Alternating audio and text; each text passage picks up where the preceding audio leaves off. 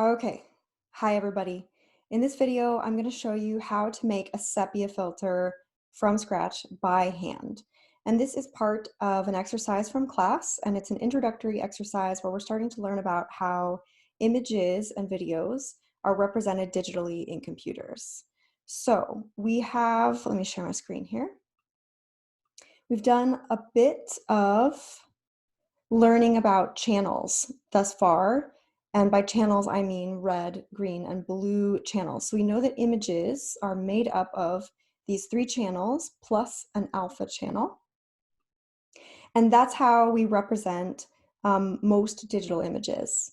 So I have this patch here, credit to Professor Todd Ingalls for making this patch that helps us explore this in detail. So I'm going to click on this picture of this beautiful strawberry mint soda over here. I'm going to click, let's say right on the mint, right on the edge of the mint.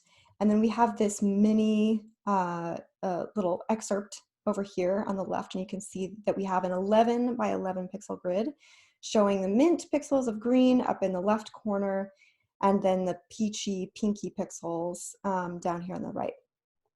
And then over on the far left of the patch, I have three grids, a red, green, and a blue grid. So this is showing the actual pixel values in 8-bit, that's 0 at the bottom, 255 at the top, the actual pixel values for each color channel, my red channel, green channel, and my blue channel. So if you see, like, let's look right at this edge of this mint right here. I have a really kind of light mossy green pixel. And I know that this one is somewhere in the middle. Maybe, gosh, this is really hard to tell. You know what? Let's pick in the corner. Let's pick one that's in a nice corner. There we go. Okay. So now I've got this green up in the left-hand corner, green pixel, and I can see that its red value is 113. Its green value is 111, and its blue value is less. It's actually 52. So the lower numbers are darker, the higher numbers are brighter. Why is this important? Because when we are doing any kind of image manipulations, we're changing the brightness, or we're changing the color, or we're changing, whatever it is, we are literally changing the numbers. It's just math. And so if we know what the numbers are, we can start to think about this from a computational perspective. So I'm going to set this aside for a minute and come over to our patch. So in this exercise, in the class, we're making our own sepia filter. And so what we're doing is we are double clicking on this subpatch sepia. And at the top, we've got this jit.unpack object. Unpack is going to take our image and it is going to separate it out into 4 different channels. So the first one is our alpha, that's transparency. And then the next 3 are red, green, and blue, or RGB, in that order. So whereas in this main patch, when we import an image, and shall I try to do this, import an image right now? Oh, my computer is gonna freeze. Don't do it. Don't do it. I have way too much going on in this computer. I don't need it. I'm not going to do it right now. Whereas when I import an image here and then I send it through this matrix object, the image comes through here, all 4 channels. So I've actually got a lot of data coming in through here. The image goes into this sepia subpatch and into this unpack object. And then I have 4 other matrices now separated out that come out of this jit.unpack object. So I am actually going to solve this puzzle now. So the puzzle is to create our own sepia image. And sepia, which to my recollection actually started, maybe this is a rumor, I don't know, you should ask a graphics professor and not a music professor, started with like a fish, like the ink of some sort of fish that was brown, and they would put it on top of the images. Anyway, so we're making an image, taking a digital image, and we're turning it into this like brownish color. It looks old and faded and brownish. you know, kind of cliche. So what we're going to do is we have an equation for this. Since we can't take ink and spread it onto our computer and turn it into brown, we're going to use numbers. So we're going to take this equation, which will take our input image, take our input alpha, our input red, our input green channels, multiply some stuff to them and add them to some other stuff to create our output channels. So how do we do that? Well, this equation, which came from Robert Lee Kamwa, another professor here, we follow this equation. So we're going to take input alpha, that's here, input image, equals output alpha. Well, that's easy. We're just going to take it and send it straight to our jit.pack object at the bottom. Jit.pack will take any 4 streams, any 4 matrices, and it will take them and put them together into a new 4-plane image or video in the order that jit.unpack took them apart. So alpha, red, green, and blue. Whatever numbers, whatever matrix you send into here, it will create a new image out of. So our challenge is to figure out, right, we want alpha to be here, red to be here, green to be here, and blue to be here. So we follow this equation like this. Output alpha equals input alpha. Output red equals input red times 0.393. So let's just pause right there. Input red is here, and we are going to multiply it with this jit.op object. Jit.op at operator multiply at value 0.393. We got that directly from our, oops, maybe we'll do it like this. Directly from our equation, which we'll bring over here so we can see. Okay.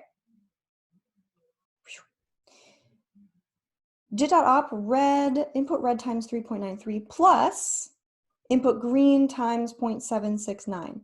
Okay, so we know how to multiply a matrix by a scalar here.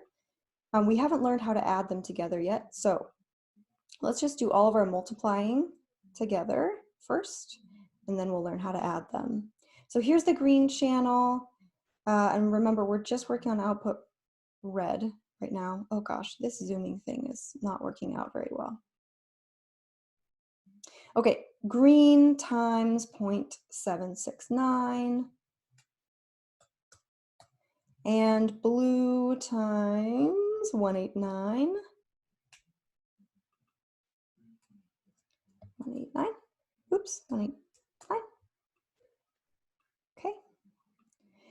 And then our output says, output red is all of these things added up back together. So we're taking a small percentage of the red, a larger percentage of the green, and a really small percentage of the blue, and we're going to add them all together. Well, in my puzzle, I created these jit.op plus objects, another math operator, and the way that this jit.op object works is it takes a matrix in the left and a matrix in the right, and it literally adds them together. So if you could imagine, right, remember we have a red channel, this number was 113. Let's say we're adding this to another image, and its red value at this left corner, this happens to be 12, right? Then we just add 113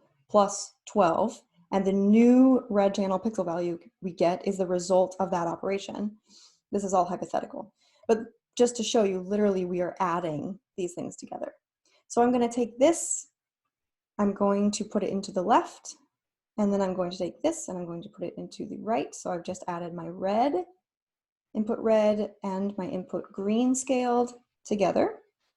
And then somehow I also have to add in my input blue, because that's what the equation says that we have to do. So how are we going to do that? Well, we have, we can't add, like, we can't just stick this guy in here because this object doesn't know how to handle these two matrices stuck into this one inlet. So we have to instead take the result of this first operation and then add that to our third operator, our third scaled matrix. And then voila, we now have output red equals all of these things. And so then our last thing to do, get all these things out of the way, is to just take this, I'll put this back at the regular scale, take this output and stick it into our output red jit.pack object. Okay, so we're going to do the same thing for the other channels, following the same process, but with different numbers. And I'm going to stop talking so that maybe I can speed up this video later and you can see me do it in super speed. That way, kind of shorten this up. Just for the next one, just so you can see how this works. Okay, here we go.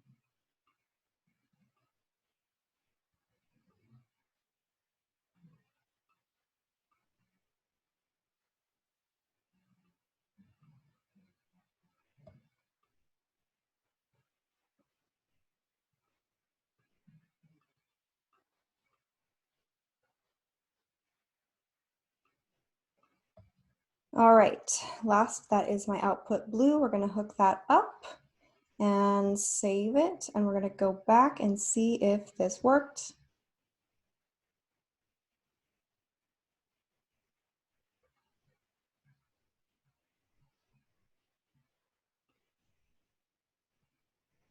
Here is my 5-month-old daughter. Let's see if we can turn her sepia. Okay, had to click it twice. All right, we did it. Now she is very stretched out on the horizontal plane and also very sepia, just so you can see a different example. Not this one. I don't know, this is some other weird image that we were doing in class. Okay, that's pretty sepia too. So it should look sort of like this brownish gray when you get to the end. All right.